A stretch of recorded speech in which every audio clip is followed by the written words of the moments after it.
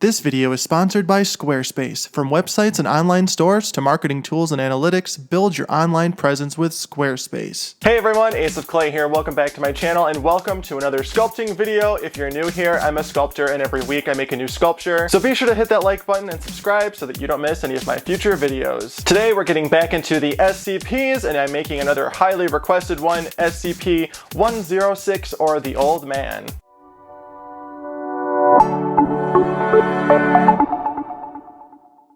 SCP-106 has the appearance of an elderly human at an advanced level of decomposition. The look may vary, but the rotting quality is observed in all forms. SCP-106 is not exceptionally agile and has the ability to remain completely motionless for days at a time as it waits for prey. To attack, it will attempt to incapacitate prey by damaging major organs, muscle groups, or tendons, and then pulling the newly disabled prey into its pocket dimension, which is speculated to be its lair or point of origin. SCP-106 causes a corrosion effect on any solid matter it touches. Within seconds, the matter begins breaking down and looks as if it is rusting, rotting, and cracking, along with excreting a black, tarry substance. 106 can pass through solid matter and always leaves behind a lovely trail of that black, tarry substance. And if you missed my other SCP video, be sure to check it out. I sculpted 096 a couple weeks ago. I also have an entire Creepypasta series, and I've also sculpted Siren Head, so check those out too. Alright, now with all that said, if you want to see me make SCP-106 or the Old Man,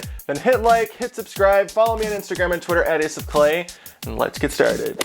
Okay, the first step is the armature, of course. I drilled 2 holes into this wooden plaque that I will be using as a base for my sculpture. Now I'm shaping out the torso and legs from some aluminum wire, and then connecting the waist with some floral wire. And as always, all of the materials and tools that I use in this video are listed in the description box below, along with my affiliate links if you want to purchase anything. Now I'm just attaching the arms as another separate piece of wire and connecting that with some more floral wire.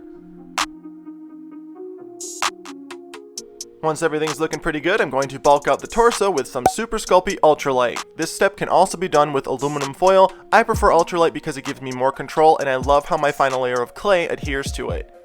Once that's all set, time to bake this. Then once it's baked and completely cooled down, let's add that final layer of clay I just mentioned. Today I'm using Super Sculpey Original. And once I've got my nice even sheet of clay on the torso, I'm going to start the legs, going in with the thighs first, and then the calves with some snakes of clay.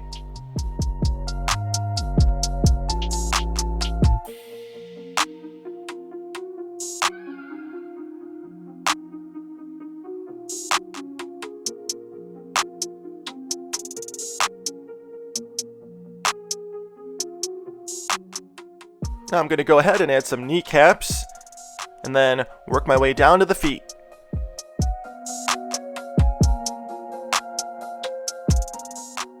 Now to create the feet, as you can see here, I added this foot-shaped piece of clay, and I'm just going to blend that into the ankle.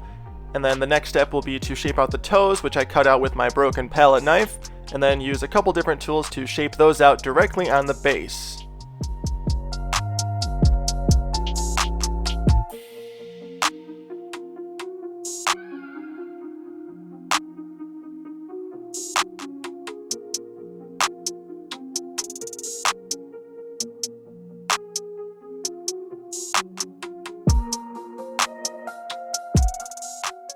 Now, of course, we can't forget that little ankle bone. This makes such a difference.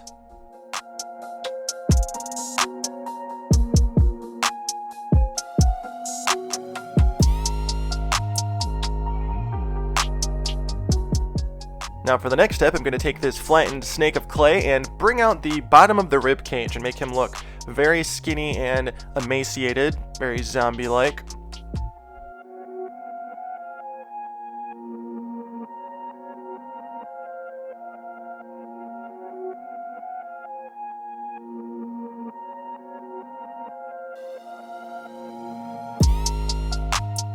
And now I'm going to bring out the individual ribs with some more snakes of clay. Then I'm going to blend these in with my spoon tool.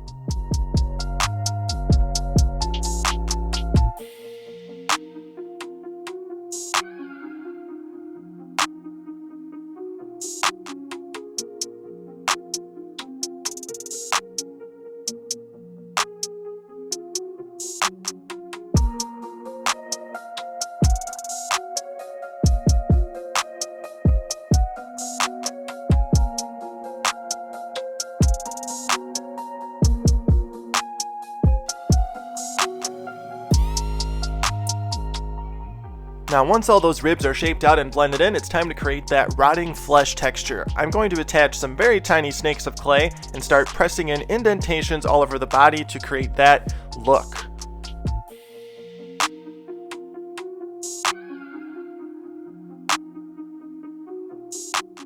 After I blend these tiny snakes of clay with my tiny ball stylus, it's going to create the effect of stretched skin.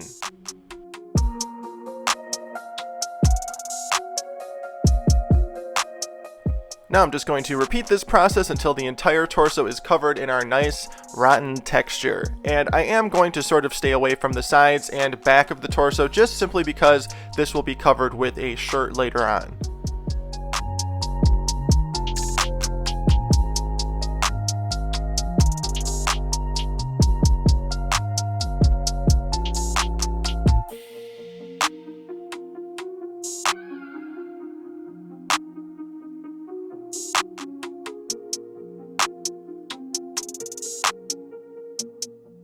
After finishing up the abdomen there, I'm going to go ahead and work my way down to the legs, and I'm using this ball stylus to create these pretty deep indentations, just rolling that ball head onto the surface, creating that nice nasty looking texture, and then I'm going to go in and refine things with my tiny ball stylus again. This is a very relaxing, therapeutic process.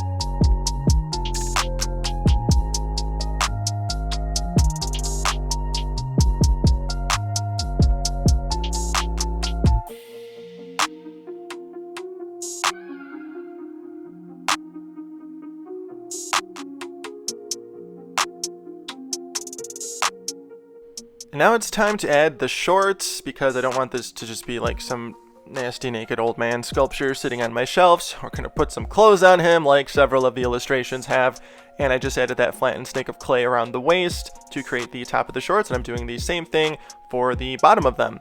We're just blending those into the rest of him and working our way up.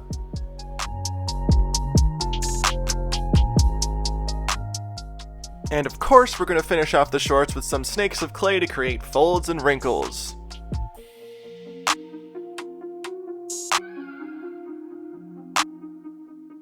And now I'm going to go in with my Explorer tool to refine things a little bit.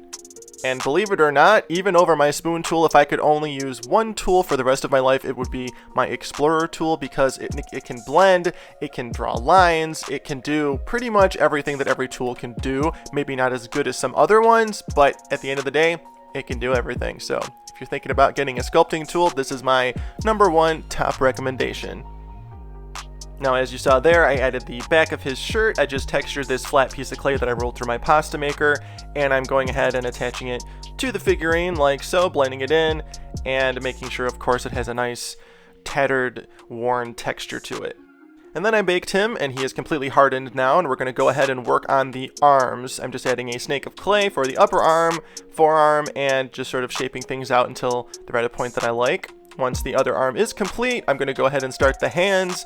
To create the hands, I sort of create this rough diamond shape and then cut the fingers out, and then roll the fingers in my fingertips to round them out, and then add the thumb and ball of the hand as one piece. As you can see there, this is a super easy and super effective way to make hands, my personal favorite hand making process.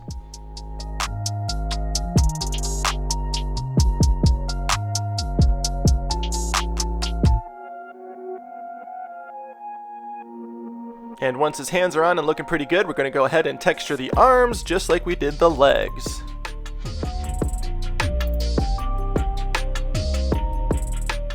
And of course, we can't forget the sleeves, adding a nice tattered sleeve with a snake of clay and then sort of blending everything out and turning it into a piece of clothing versus the skin.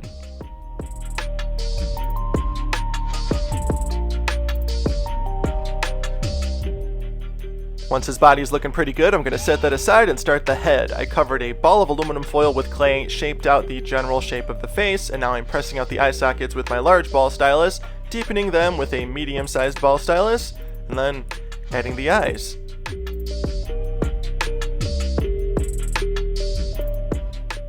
Then to create the eyes and eyelids simultaneously, I'm rocking this sort of butter knife shaped tool back and forth in each eye to do just that, and then refine things a little bit with my Explorer tool.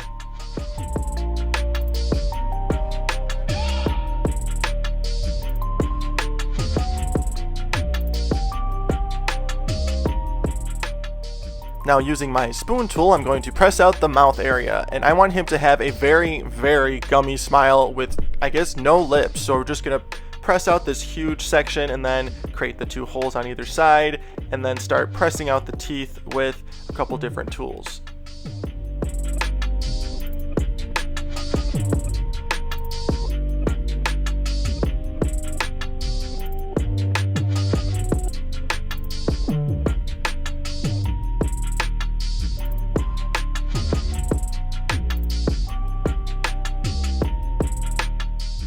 After adding the nose, I'm going to go ahead and shape out the ear. He's only got one ear because the other one fell off.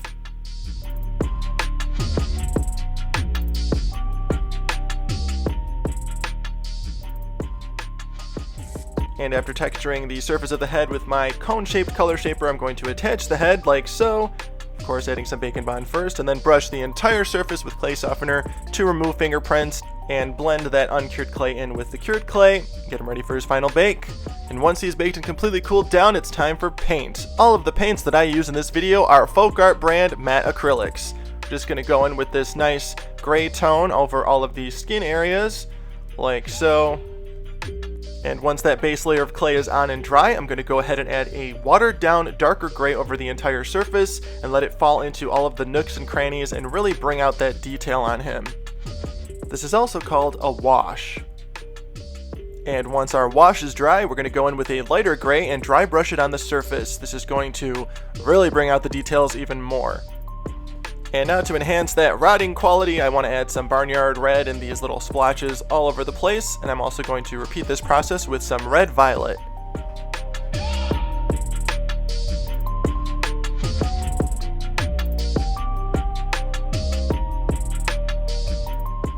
And now to tie all of the colors together, I'm going to dry brush some even lighter gray over the surface and finish them off, and then finish the eyes and the teeth and gums.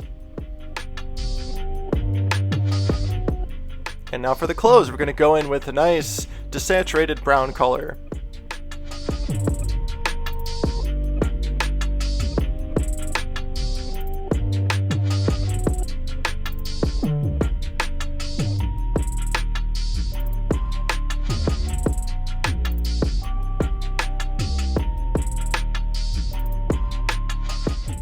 And we can't forget to dry brush some lighter brown on the surface of that to bring out those details.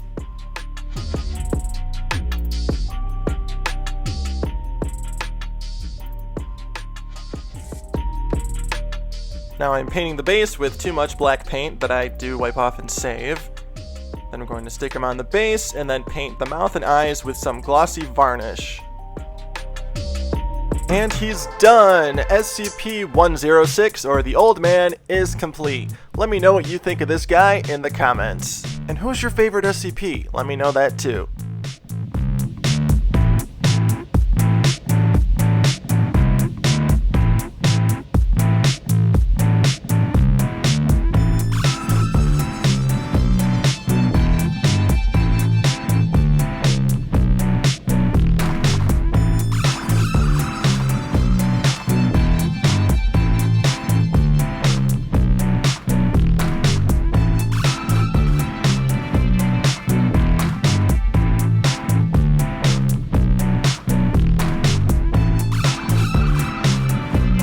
And that's a wrap!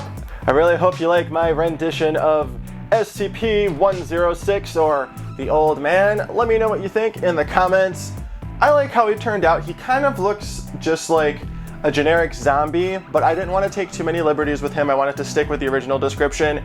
And he kind of is a generic zombie with like supernatural powers. And then before we close out, let's talk about our sponsor, Squarespace. This video is sponsored by Squarespace. Whether you're just getting started or you're an established brand, the Squarespace commerce platform supports the way you do business. Whether you're looking to sell products directly or even bill for services, they've got you covered. For me personally, with aceofclay.com, I love Squarespace for their portfolios. I love how customizable the galleries are because I'm always updating my website with new photos of my work. And I also want to mention their amazing email support team that is available 24 hours a day, 7 days a week. They're an actual team, actual human beings in an office, and they'll typically respond to your questions within an hour. So if you're ready to take the leap and start your own website, head on over to squarespace.com to start your free trial. And then when you're ready to launch your website, go to squarespace.com/aceofclay and save 10%, because why not?